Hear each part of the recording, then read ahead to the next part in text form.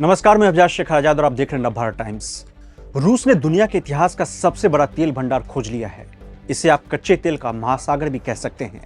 रूस को British Antarctic क्षेत्र के नीचे तेल का भंडार मिला है, जो लंबे समय से अंतर्राष्ट्रीय संधि के तहत संरक्षित क्षेत्र है। रिपोर्ट के मुताबिक रूस ने अपने खोज के दौरान करीब 511 अरब बैरल कच्चे तेल का पता लगाया है, जो अब तक की कल्पना से भी कहीं ज्यादा कच्चे तेल का भंडार है। इस खोज से साबित होता है कि रूस ने जमे हुए महाद्वीप के नीचे एक विशाल तेल का भंडार खोज लिया है, जिसके बाद यह शंका और बढ़ गई है कि वैश्विक शक्तियां बर्फ के नीचे छिपे तेल के इस अकूत भंडार का दोहन करने की कोशिश शुरू कर सकती हैं। रिपोर्ट के मुताबिक रूस की सरकारी भूवैज्ञानिक कंपनी रोसजियो ने तेल की इस खोज को अंजाम दिया है। खोज के दौरान वेडेल सागर क्षेत्र में किए गए सर्वे में सामने आया है कि यहाँ 511 अरब बैरल कच्चे तेल की संभावना है, जो अब तक पृथ्वी से जितना तेल निकाला जा चुका है उससे भी कहीं ज्यादा मात्रा है।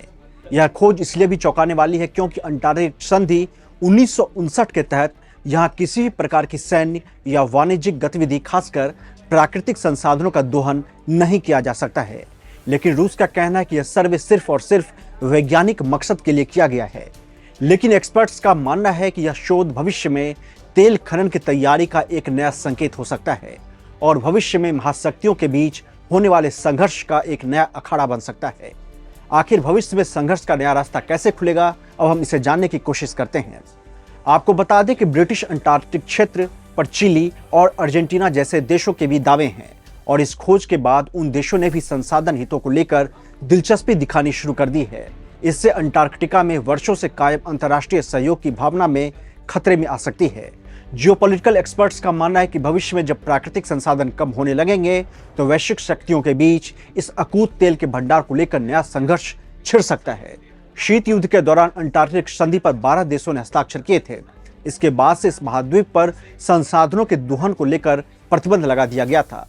अब तक करीब 56 देश इस पर हस्ताक्षर कर चुके हैं और रूस सहित किसी भी देश ने संसाधनों को निकालने का दावा नहीं किया है। रूस अभी भी कह रहा है कि उसकी कोई मंशा इस संधि को खतरे में डालने की नहीं है। रॉयल होलोवे विश्वविद्यालय में भू राजनीति के प्रोफेसर क्लॉस डोट्स का मानना है कि रूस झूठ बोल रहा है।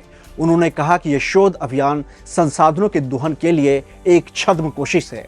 उन्होंने कहा कि 500 अरब बैरल से ज्यादा का तेल भंडार होने का मतलब यह है कि यह दुनिया के ऊर्जा संतुलन को पूरी तरह से बदल कर रख देगा। इसीलिए रूस इस क्षेत्र में काफी दिलचस्पी दिखा रहा है। रूस अपने रुख पर कायम है कि वह संधि का पालन करेगा और सिर्फ शांतिपूर्वक रिसर्च कर रहा है। अंटार्कटिका की बर्फ पिघलने के साथ ही तेल की खोज भी हो रही है। चूंकि यह महाद्वीप दुनिया के 70% से ज्यादा मीठे पानी का घर है और वह भी बर्फ से ढका हुआ, इसीलिए इस बर्फ के पिघलने से समुद्र का स्तर बढ़ जाएगा और ऐसा होने पर मौसम में लगातार बदलाव आने शुरू हो सकते हैं। बर्फ पिघलने की वजह से जीवाश्म ईंधन भंडारों की खोज और भी आसानी से होने लगी है। एक्सपर्ट्स का मानना है कि बर्फ के नीचे पाए जाने वाला तेल दुनिया भर में ऊर्जा सुरक्षा में सुधार कर सकता है, लेकिन इस तेल क्षमता का दोहन और इसे निकालने का मतलब पृथ्वी को गंभीर पर्यावरण के खतरे में डालना है। एक्सपर्ट्स चेतावनी दे रहे हैं कि अगर इस जीवाश्म ईंधन को निकालने की कोशिश होती है तो इसका मतलब पृथ्वी को खत्म करने की कोशिश होगी। नमस्कार, जय हिंद।